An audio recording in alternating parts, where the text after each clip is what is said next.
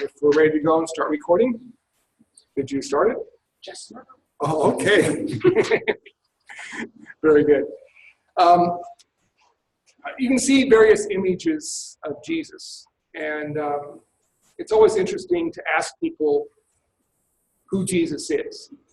Now, that question was put to his disciples. Jesus asked his own disciples, who do people say that I am?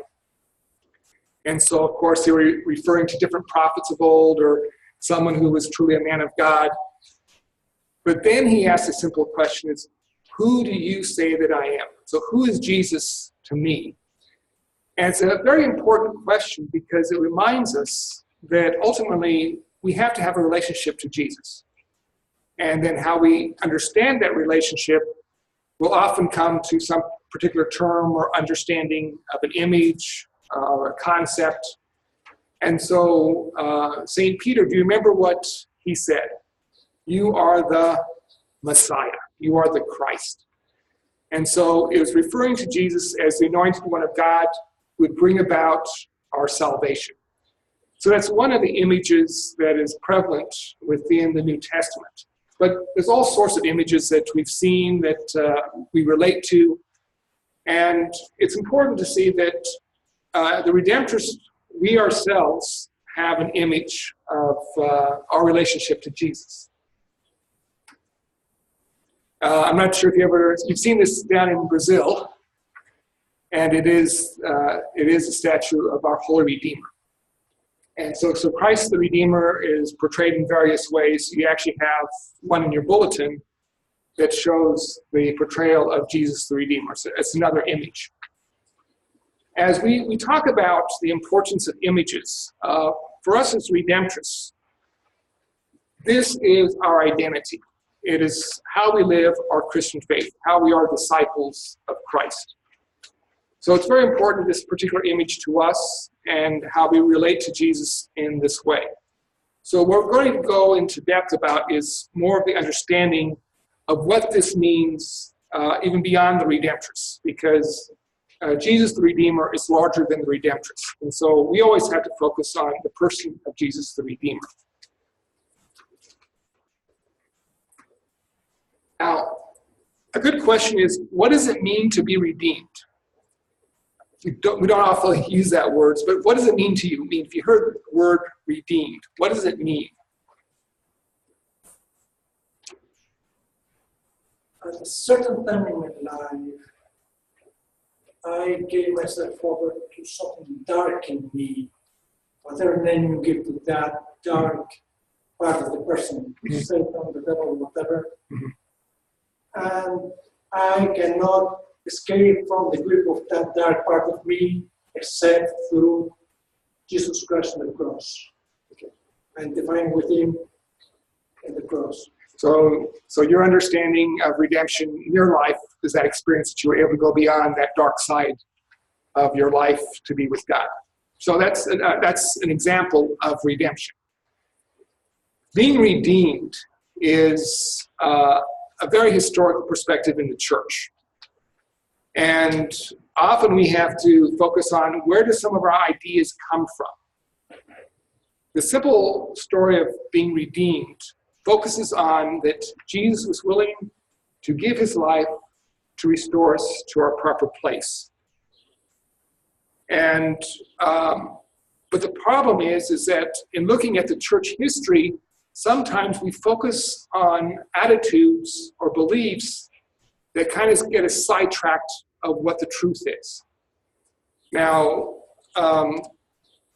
one of the concepts that we often talk about with redemption is that there's an atonement going on.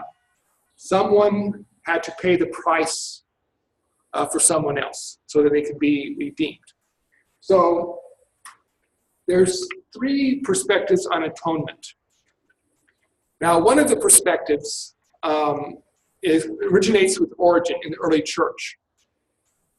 They thought that the devil was the one that owned us. And so Jesus had to buy off the devil in order for us to be redeemed. So they actually took literally a statement reflecting that someone had to be bought off, and therefore who it was. And for Origen, it was the devil. Now, of course, this type of theology is still prevalent in some people's minds even today. So they think the devil is always around them, trying to tempt them, and trying to take them away from God. And so for Origen, it was his explanation of what redemption was, that Jesus had, in order to restore us, had to buy us back from the devil. So that was one concept of in the early church. And of course, it's connected to the Greek thought because they're trying to explain evil and how can evil exist. So they had these angels and demons somehow fighting between them over our lives.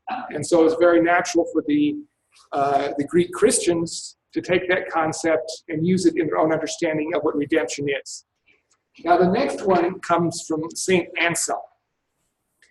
Now, this particular view makes God the Father the one who had to be bought off. And part of his perspective was that if the devil really has no power over us, we shouldn't even consider the devil as owning us. But why did Jesus have to die, and who was he paying off? And so Anselm's theory was that because of our grave sins, it was only through someone's innocence like Jesus that he gave his life to appease God.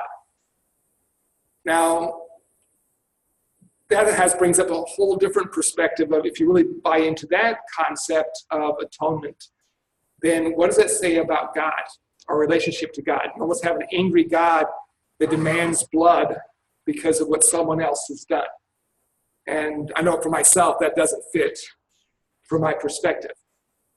Now, at the same time, there was Peter Abelard, one of the great philosophers and theologians of the same time as Anselm, and he didn't like either one. He didn't like the concept of the devil or the concept that this was God being paid off.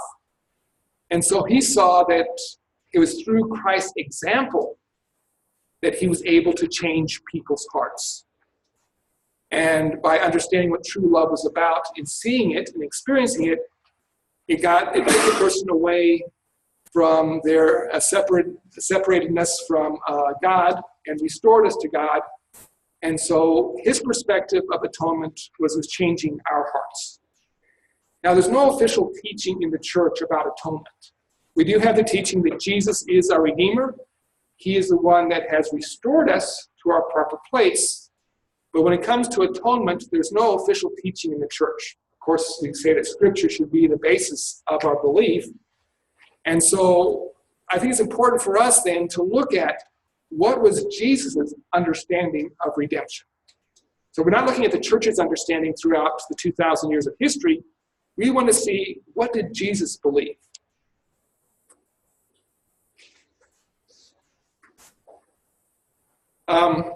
Before we get to this, now as I mentioned that there's no official doctrine on atonement, but we do have a statement from Pope Pius XI. And the reason why the statement is important is it's showing that Jansenism, where it looks at the negative side of the human person, that God is not a wrathful God. God is there to bring us back, to restore us to our proper place, our proper relationship. And so during his confrontation with Jansenism, he was trying to help people focus on the Sacred Heart of Jesus, that the mercy of God is greater than our sinfulness. The mercy of God calls us beyond our past. And so it's very important that we see that the kind of what Anselm didn't intend by his perspective, a lot of people bought into and came with a very negative attitude about who God the Father is. It's like in Western where you have the judge who's going to convict people for their terrible crimes, and the sheriff is going to give his life, so therefore that the judge would accept us once again and be a part of his kingdom or a part of his town. And so I think in a similar way, when we look at this, we have to see that certain attitudes, it does affect our way of looking at God. How is God in relationship to us? And so what was being challenged at that point was definitely coming against Jansenism, but more importantly, it was about how are we involved then in this relationship. And so I'm going to actually go back to an earlier time. And this is the Hebrew tradition. Now, so in the Hebrew tradition, we have the Old Testament, and redemption is a very important part of that tradition. And so as we look at the tradition of redemption, we have to realize that Jesus took many things from the Old Testament, and he also kind of put other things to the side. He didn't see it as important. And for us then, it's always important to figure out what did Jesus see as important, and how do we interpret that in our own lives. And so redemption was a very important concept for Jesus, and he did use it a lot in helping people understand their relationship to God. So the thing is, I'm going to talk about an actual story. Now, you've probably read the book of Ruth. It's only 4 chapters, so it's not very long. And what's important with this story is that it's about redemption. And just kind of lay the groundwork here. There is Ruth, who is a Moabite, not even Hebrew. And what happens is that she married someone who was Hebrew. And so Naomi and her husband, Elimelech, went to their area. They had 2 sons, they married. And it doesn't explain what happened, but the husband and the 2 sons were killed or died, who knows what it was. So there's this whole scene about Ruth being asked to stay with her people, and Naomi would go back to her Hebrew people. But Naomi decided to go with Ruth. And so when they go back to their people, they have some land because Elimelech had land that was his property. But yet they were kind of destitute. You have widows, no man to protect them, to care for them. And so it was very important in this time in history in the Old Testament that someone who was a redeemer was going to restore the person to the proper place. They're the ones who were responsible, and usually it always was the closest blood relative. And so a family member was always concerned for the well-being of someone else. Because we all know that in life there's a lot of difficulties and problems, and when you have someone who cares for you, especially a family member, if something bad happens, you know they're going to be at your side and helping you. And so this was very much the concept in the Old Testament. So for someone who was the Redeemer, the word they would use is goel. And so the goel has an obligation to restore you to your rightful place. Now there's some traditions that are very different from ours. And one of the traditions was if someone who was married and they died before having children, it was the responsibility of the next closest male relative to father a child for the one who was deceased. You'll find that very strange, but that's how they operated. And so Boaz, in his relationship to Elimelech, he realized that that Ruth, he had some obligation to her as the Redeemer, as Goel. But there was actually someone closer than him to Elimelech who was responsible for Ruth.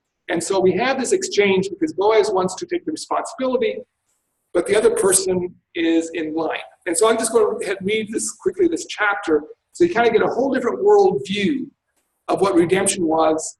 This is basically 1,500 years before the time of Jesus. And the main reason why we have the story is I think the great-great-grandmother of King David. And so it was part of the family story and it ended up in our Bible. So the book of Ruth is in the lineage of David. That's how we have the story.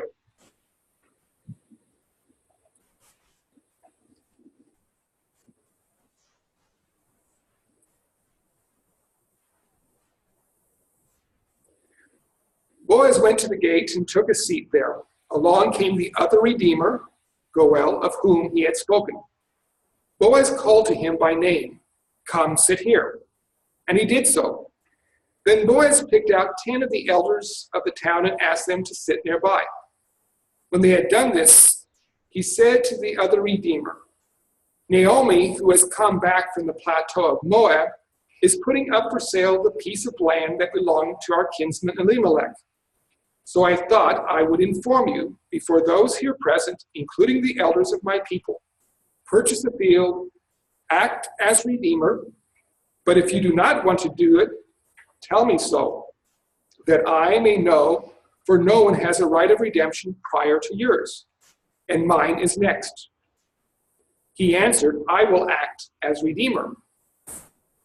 Boaz continued, when you acquire the field from Naomi, you also acquire responsibility for Ruth, the Moabite, the widow of the late heir, to raise up a family for the deceased on his estate. The Redeemer replied, I cannot exercise my right of redemption, for that would endanger my own estate. You do it in my place, for I cannot. Now, it used to be the custom in Israel that to make binding a contract of redemption or exchange, one party would take off a sandal and give it to the other. This was a form of attestation in Israel. So the other redeemer, saying to Boaz, acquire it for yourself, drew off the sandal. Boaz then said to the elders and to all the people, you are witnesses today that I have acquired from Naomi all the belongings of Elimelech, Chilion, and Malon. I also acquire Ruth the Moabite, the widow of Malon, as my wife, in order to raise up a family for her late husband on his estate, so that the name of the deceased may not perish from his people and his place.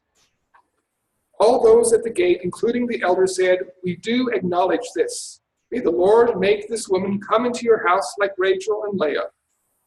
May your house become like the house of Perez, whom Tamar bore to Judah. Boaz took Ruth. When they came together as husband and wife, the Lord enabled her to conceive, and she bore a son. Then the woman said to Naomi, blessed is the Lord who has not failed to provide you today with the Redeemer. May he become famous in Israel. He'll restore your life and be the support of your old age. For his mother is a daughter-in-law who loves you. She is worth more than 7 sons. Naomi took the boy, cradled him against her breast, and cared for him. The neighbor women joined in the celebration. These are the descendants of Perez, who was the father of Hezron. Okay, we'll skip all this. We go back down to Boaz, who was the father of Obed, who was the father of Jesse, and Jesse became the father of David. So we know why the story was kept in the Old Testament. But it gives us a clear understanding of what a redeemer was all about. It was trying to restore the person. So not only were you concerned for making sure the property would stay within the family, but you would make sure that the deceased would have someone to carry on their name. Because at this time, they didn't believe in an afterlife. This life was it. So if someone died and did not have any children, it was the greatest curse possible. And so restoration in this story was about a close blood relative taking charge of his responsibility. Now, it's interesting to note their thing about the contract with the sandal. Well, that wasn't a thing of saying this is an official deal being made. What happened was that was a symbol that someone didn't live up to the responsibility. Because there's a passage in the Old Testament where he refers to someone not taking the responsibility. So the woman spat in his face and took his sandal, saying, you scoundrel, you haven't completed what your role as Goel is all about. So we see the importance in their mind of trying to restore people to the rightful place. This is a very important aspect of what Jesus understood. But I'm going to give you 2 more stories, and I'll talk about them. We have the story of Job. And so, of course, you know that he had everything, and then he loses it all. This particular story, what it focuses on is that his own wife, his own friends, they gave up on him. They were saying that somehow this has to be your responsibility. You have done something wrong, and therefore God is punishing you for that. And so, of course, he pleads his case, and his friends keep on attacking him. And the irony of all this is that they should have been his redeemer. Instead of accusing him of doing terrible things, they should have been there supporting him at the loss of his whole family and everything that he had. And so ultimately he comes out and says, I know my Redeemer lives. He knows, and he refers to Yahweh. Yahweh is my Redeemer. And so it's very important in this particular story is that people all of a sudden realize that God is our Redeemer as well, God the Father. So even though Job was innocent and his own friends were not acting as Redeemer, God ultimately redeemed him and restored everything to him at the end of the story. So it's very much a story about redemption. Now, this particular understanding was not unique to the story of Job. It was very important to the people when they returned from Babylon. Now, you might have heard about the Exodus, and then, of course, they had their land, and then they were ultimately destroyed by the Babylonians, who took them into captivity. And so they were no people. And they basically looked at their lives and saying, why are we here? It's because of our own sinfulness. The mistakes that we had forsaken our God and gone to other gods, not living our faith. And so they were in Babylon, and this particular passage, several chapters from Isaiah, from 40 to 60, it really reflects the time after the exile, when they're able to return. And so the story tells us that they themselves, the Hebrew people, when they saw that Cyrus as their anointed one, he was the one sent by Yahweh to restore the people to the proper place and the proper city. So Cyrus the Great is seen as the Messiah for the Hebrew people. And Yahweh, and they use these chapters, is always called Goel. So Yahweh is the Goel, the Redeemer of the people. So from the Old Testament, Jesus would have understood very clearly that when he's talking about redemption, it starts with Yahweh, with God the Father. That is who the true Redeemer is. Now, when we start looking at the life of Jesus, we call Jesus the Redeemer. Now, what's important to look at with this understanding is that it started with God the Father, and that's the reason why Jesus was sent. He, in the person of God, wanted to show us that true redemption is a plan that God has for all of us. And so what Jesus did, he truly wanted others to know by his own example of love and his concern to restore people. Everything he did was to restore us to our rightful place in God's kingdom. It's very basic. And you probably can challenge me and say, how am I positive that that's what Jesus meant? How am I positive that that's what Jesus wanted us to hear? Now, there's several examples, and to me, the most important thing is that he was establishing God's family. So if you're going to be Goel, it means that you're concerned for the well-being of others around you. That you're going to give your life for the sake of others. And one of the most easy examples that this is what Jesus believed in is how he taught how we are in relationship to one another. So we've all heard this Jesus being asked by his disciples how to pray, and what does he teach them? He teaches them the Our Father. So he's telling us that God is our Father, that we are a part of God's family. The other passage is from John's Gospel, where it talks about Mary at the cross, where Jesus gives his mother to the beloved disciple, and the beloved disciple to his mother. So once again, we have a mother, the same mother as Jesus. And then the other passages that he refers to when the time came, they're trying to see, his family tries to see him, and he turns around to the people in the room who aren't even blood related and tells them, you are my mother, brother, and sister if you follow the word of God, if you follow God's will. And so for us, it's very clear that Jesus was showing us that we are restored, but as a family. We are part of that unity. And so redemption really comes down to Jesus using the old understanding of what redemption is all about. The willingness to make a difference, to restore people to the rightful place.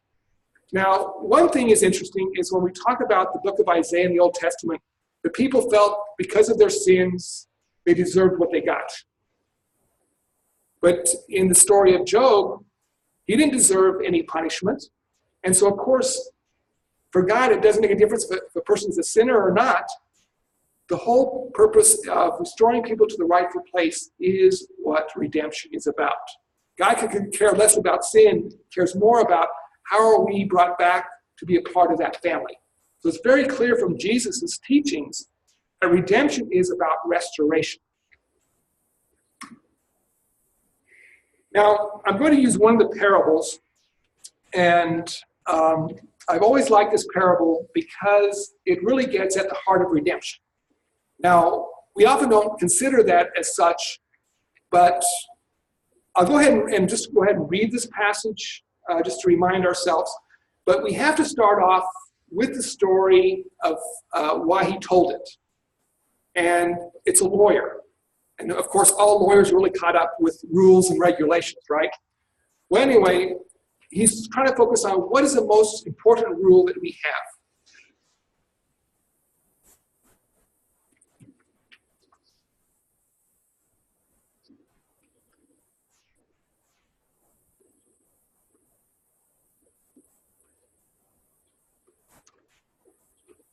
There was a scholar of the law who stood up to test him and said, "Teacher, what must I do to inherit eternal life?" Jesus said to him, "What is written in the law? How do you read it?" He said in reply, "You shall love the Lord your God with all your heart, with all your being, with all your strength, and with all your mind, and your neighbor as yourself." He replied to him, "You have answered correctly. Do this, and you will live." But because he wished to justify himself, he said to Jesus, "Who is my neighbor?" Jesus replied, "A man fell victim to robbers as he went down from Jerusalem to Jericho. They stripped and beat him and went off, leaving him half dead. A priest happened to be going down that road, but when he saw him, he passed by on the opposite side. Likewise, a Levite came to the place, and when he saw him, he passed by also. But a Samaritan who came upon him was moved with compassion at the sight. He approached the victim, poured oil and wine over his wounds, and bandaged them. Then he lifted him up on his own animal, took him to an inn, and cared for him. The next day, he took out 2 silver coins and gave them to the innkeeper with this instruction: "Take care of him. If you spend more than what you have given you, I shall repay you on my way back." Which of these 3, in your opinion, was neighbor to the robber's victim? He answered, "The one who treated him with mercy." Jesus said to him, "Go and do likewise." Now, this whole parable is framed within the divine commandment to love God with everything that we are and to love our neighbor as ourselves. Very simple law. But unfortunately, a lot of times people will focus on other laws and make them more important. And so the parable itself, I have to give you a little bit of a background to understand this parable. Now, Galilee is right there. That's where Jesus grew up and lived. And he did most of his ministry around the Sea of Galilee. Now, Jerusalem is down here. So if you're going to Jerusalem, you have to go through Samaria. And just to let you know that they didn't like one another. This is putting it mildly. And they were both Hebrew people. It wasn't until the time of Alexander the Great, who conquered Persia, that the 2 Samaritans and the Hebrews, or the Jews, they split. And when they split, there was competition for having the temple, because Jerusalem under the Persian Empire allowed the Hebrew people to worship in Jerusalem. And when they split, the Jewish people in Jerusalem weren't allowing the Samaritans to come down to Jerusalem to worship. And so what do you think the Samaritans did? They built their own temple. And so they had this competing places for worship. And so, of course, you had the animosity between the Samaritans and the Jews, because they were one people at one time, and now they're split. And when the Jews got power, they went and destroyed the temple in Shechem. They destroyed the temple of the Samaritans. So that gives a good reason why the Samaritans hated the Jews. The other part of the story is in the time of Jesus, the Galileans had to pass through Samaria to get to Jerusalem. And what would you think would happen when you have people traveling across a foreign land? What would you be afraid of? Robbers, no. And so, of course, the Galileans always considered the Samaritans these thugs and robbers who are despicable people. And so that's kind of the thinking of what the Galileans would be about. Now, in this particular parable, where was the person walking between two cities? Jerusalem and Jericho. So they're down here. Here's Jerusalem, here's Jericho. So they'd be walking in that path.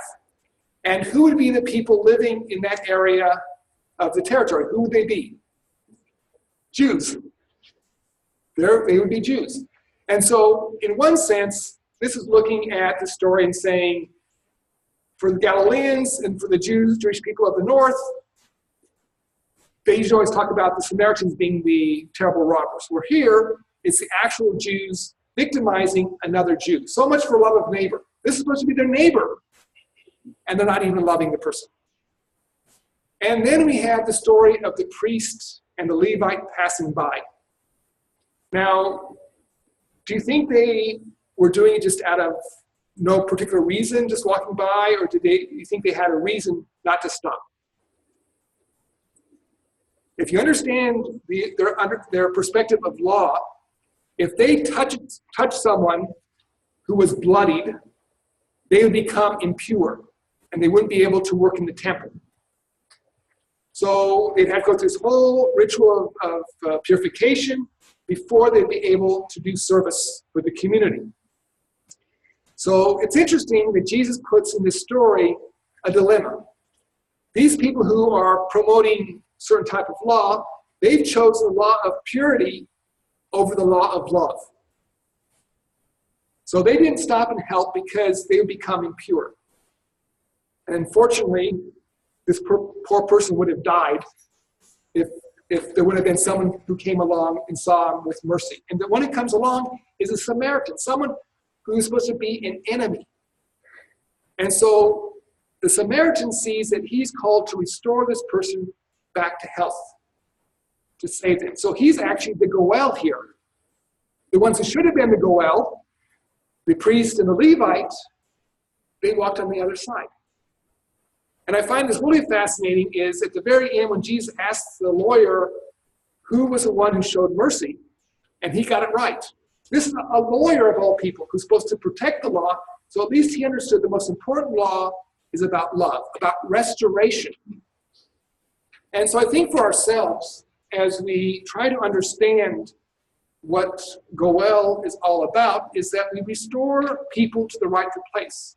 And we're looking at human dignity here. Just because someone is human deserves our care.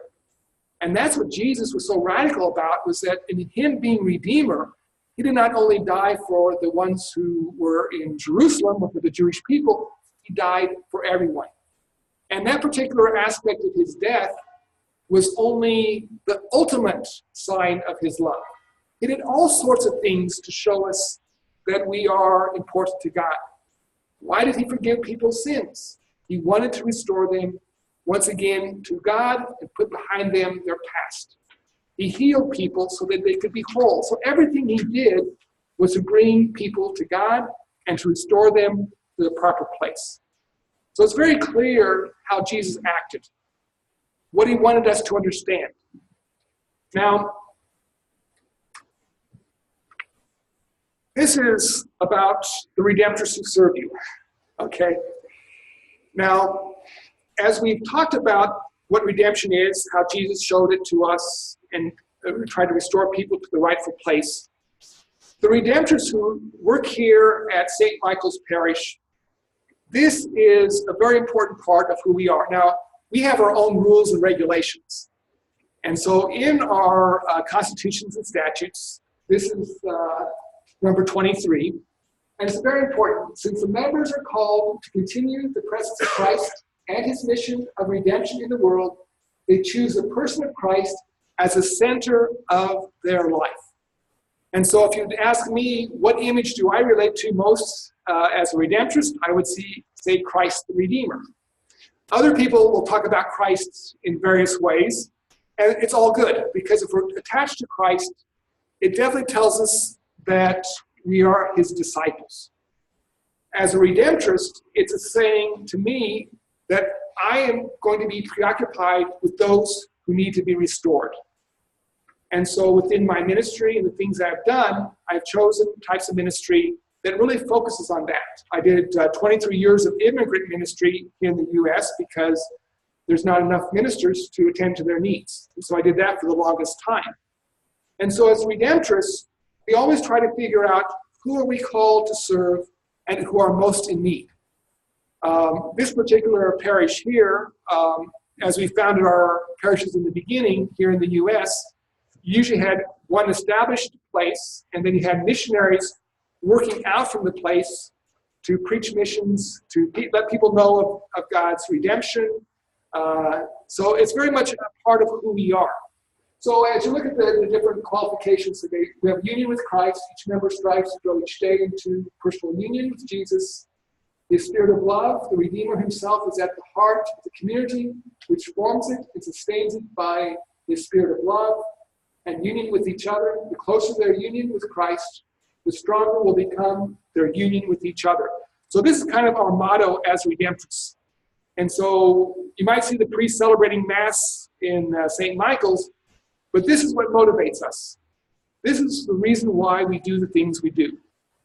And I think in closing with this discussion today, it's important to realize that Christ the Redeemer and understanding how we're called to restore one another, it's first in experiencing that redemptive act of Jesus in our own life that we see the importance in sharing it with other people. And so as we look at Jesus, who Jesus is for us, there can be all sorts of ways of looking at it. But for the Redemptorists, this is really at the heart of who we are. And I think in sharing this with you today, you can better understand why we do the things we do. Sometimes we see actions, but we really don't understand the reason behind it. But this is the reason. We try to imitate Jesus in our own life, and especially the relationships in the ministry that we have in our world. So, is there some question? We can go ahead and stop the recording if you want to. Are there any questions about the presentation? I didn't hear what you said